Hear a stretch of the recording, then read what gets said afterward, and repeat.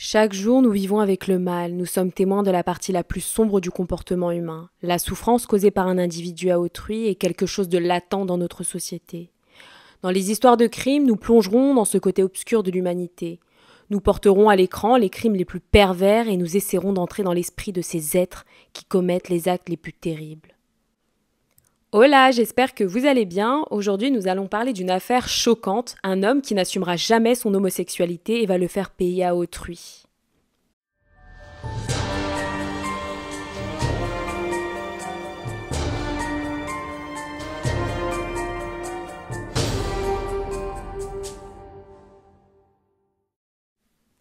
Anthony Morley est né en 1972 en Angleterre. Il a eu une enfance normale. Il n'a pas subi de traumatisme qui aurait pu justifier ou expliquer les actes qu'il commettra dans le futur. Durant son adolescence et jusqu'au début de sa vie d'adulte, Anthony a toujours été élogié. Tout le monde disait qu'il était un très beau jeune homme. Il était envié par la grande majorité de ses amis.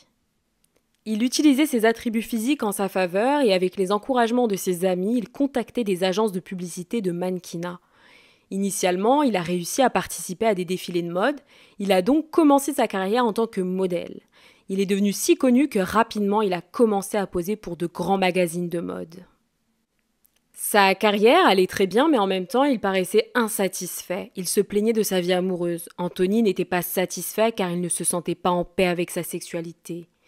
Malgré ses nombreuses relations initialement avec des femmes, puis avec des hommes. En comprenant qu'il ressentait de l'attraction pour les hommes, il a commencé à lutter contre sa propre sexualité. Il avait compris qu'il était attiré par les hommes, mais il ne voulait pas écarter la possibilité de se mettre en couple avec des femmes. En vérité, tout portait à croire qu'il n'était pas heureux de savoir qu'il était gay, donc à ce moment-là, il était bisexuel. Mais à cette époque, n'importe quel homme qui ressentait de l'attraction pour un autre homme était directement catalogué comme gay, même s'il sortait avec les deux genres. Malgré le fait de s'assumer en tant que gay auprès de ses amis, lorsqu'il était confronté à cette question face à des gens qu'il ne connaissait pas, il niait être gay et disait être hétérosexuel. Il n'acceptait pas l'étiquette bisexuelle car cette classification venait à peine de se diffuser dans la société et pour beaucoup, être décrit comme bisexuel était pire qu'être gay. Donc Anthony n'acceptait aucune étiquette, certaines fois il affirmait être gay ou bien hétérosexuel, cela dépendait à qui il parlait.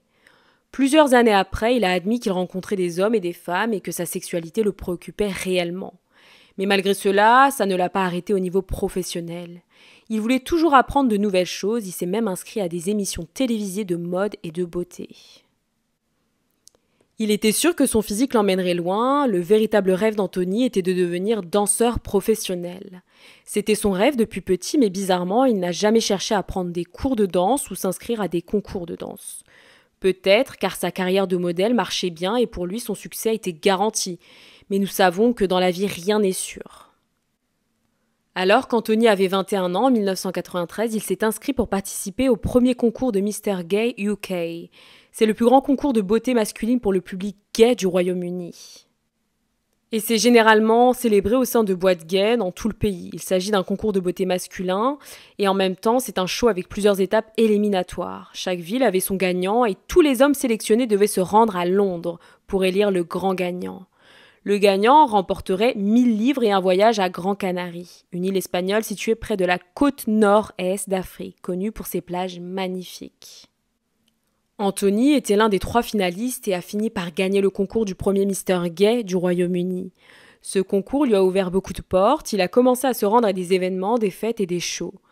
Il a conquis les plateaux anglais qui adoraient son apparence. Curieusement, il a fini par raconter à des journalistes quelque temps plus tard qu'il n'était pas gay et qu'il était en couple avec une femme. Il a expliqué qu'il faisait semblant de ne pas se connaître pour ne pas compromettre le concours. Il a fini par devenir une célébrité et pour profiter au maximum des opportunités qu'on lui offrait, il a déménagé à Yorkshire. Là-bas, il est devenu un modèle professionnel à temps complet. En 1996, un grand show britannique appelé Cadeau de Dieu était diffusé à 3h du matin, du jeudi au samedi. Même en étant diffusée tard dans la nuit, l'émission est devenue populaire, mais elle a été arrêtée 2 ans après. L'émission consistait à faire une compétition entre des hommes beaux, riches et charismatiques. Le gagnant serait celui considéré comme le plus puissant, le plus plaisant. Le gagnant remporte une somme d'argent et la possibilité de choisir une personne pour un dating.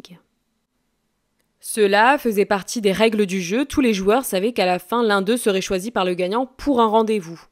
Anthony s'était inscrit à ce jeu et il a gagné. Pour le dating, il a choisi un homme âgé de 21 ans se nommant Damian Oldfield.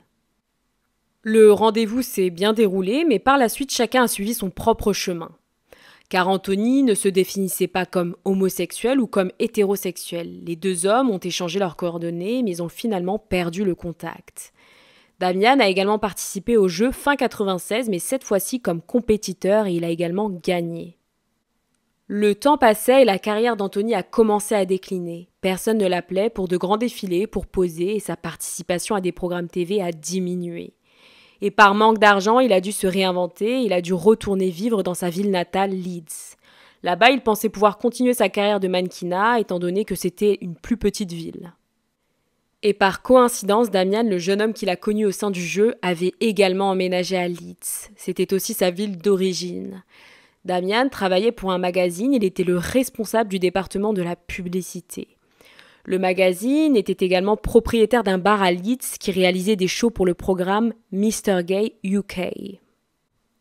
Pendant ce temps, Anthony voyait que sa carrière de modèle n'allait pas bien, il a commencé à s'intéresser à un autre domaine complètement différent. Il aimait beaucoup cuisiner, il a donc commencé à étudier pour devenir chef cuisinier.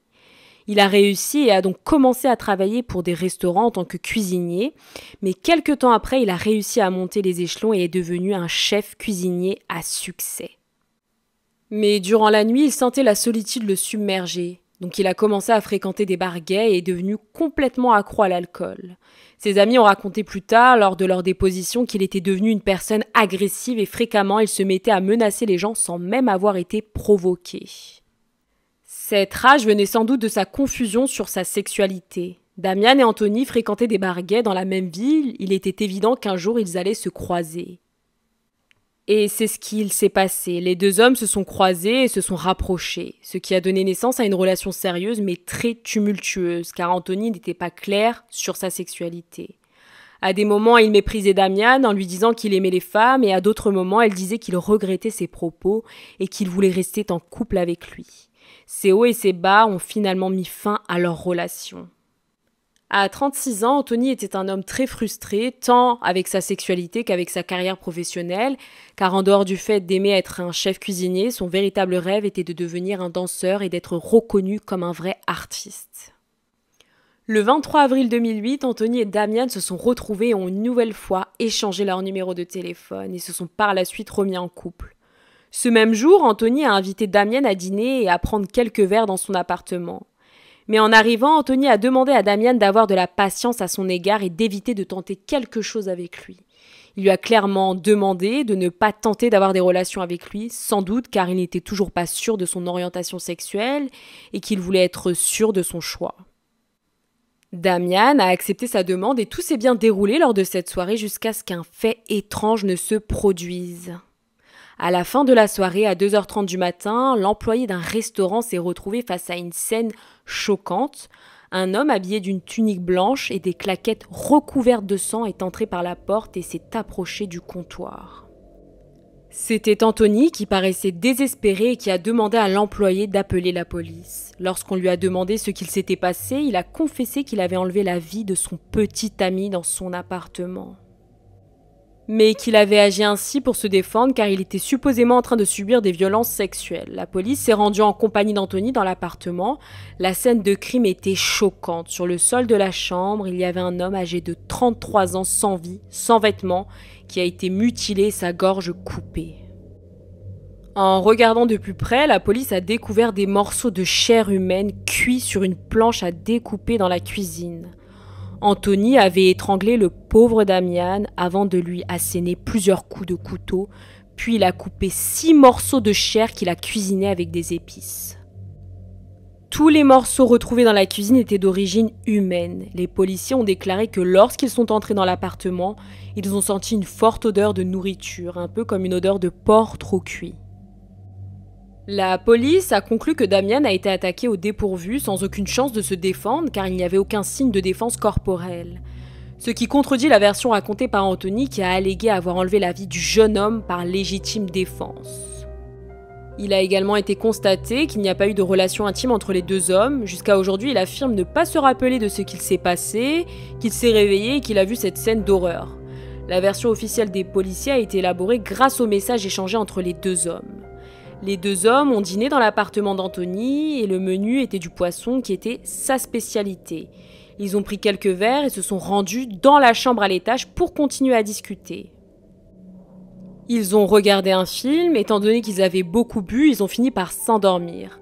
Peu de temps après, Anthony s'est réveillé en voyant Damian retirer ses vêtements, il pensait qu'il allait venir sur lui, et comme il lui avait demandé de ne rien tenter, il a perdu le contrôle et a coupé sa gorge. Cette thèse a été corroborée par des spécialistes, mais les policiers ne croyaient pas en sa version de légitime défense. Durant son jugement, une psychiatre a déclaré qu'il était parfaitement conscient de ses actes et qu'il savait ce qu'il faisait lorsqu'il a attaqué Damian. Le seul doute qui persistait, c'était la motivation du crime. Il est fort probable qu'il s'est exalté avec cette possibilité d'avoir des relations intimes avec la victime, mais est-ce possible que tout se serait produit car il répudiait le fait d'avoir de l'attirance pour les hommes ou a-t-il été contrarié ? Anthony Morley a été condamné à la prison à perpétuité avec un minimum de 30 ans, avant de pouvoir demander une libération conditionnelle. À l'annonce de la sentence, le public a applaudi. Le juge James Stewart a déclaré que cette affaire est l'une des plus sordides sur lesquelles il a travaillé. Il a également été déclaré que le coupable a utilisé ses compétences de chef cuisinier pour couper son petit ami et cuisiner la chair. En 2023, Anthony Morley a eu 51 ans, il est toujours en prison, son travail en prison reste le même, chef cuisinier. Il prépare les repas des détenus. Merci d'avoir regardé ma vidéo, n'hésitez pas à me donner votre ressenti sur cette affaire dans la barre des commentaires. N'oubliez pas de liker, vous abonner et d'activer la cloche des notifications pour être informé de la prochaine affaire.